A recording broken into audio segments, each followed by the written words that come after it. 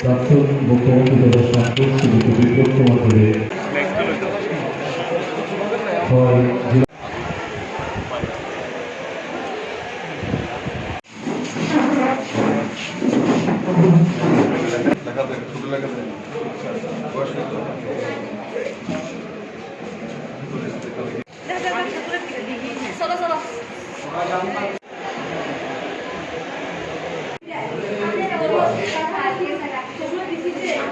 AIIMS all India medical institution Ram Manohar hospital Delhi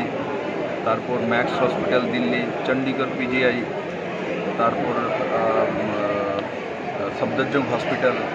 এই ধরনের বড় বড় হসপিটাল স্বনামধন্য হসপিটাল ভারতবর্ষের সেখান থেকে টিম এসে স্বেচ্ছা ওনারা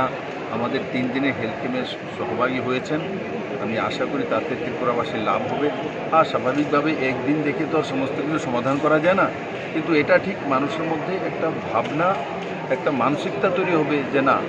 আমাদের হেলথ ব্যবস্থা, যে হেলথ ইনফ্রাস্ট্রাকচার মাননীয় প্রধানমন্ত্রীর নেতৃত্বে যেভাবে ত্রিপুরাতে বিজেপি সরকার আসার পর ডেভেলপমেন্ট হয়েছে, তার সঙ্গে বাইরে থেকে এত বড় বড় হসপিটালের ডক্টররা যখন এসে হেলথ ক্যাম্পগুলি একদিনের জন্য করে যান, তাতে এক পারসেপশন তৈরি হয় যে ত্রিপুরা দিল্লি থেকে দূর নয়। পেশেন্টদের মনে একটা মানসিকতা তৈরি হবে যে না, আমাদেরকে দেখার জন্য এমসে ডাক্তারও আসে।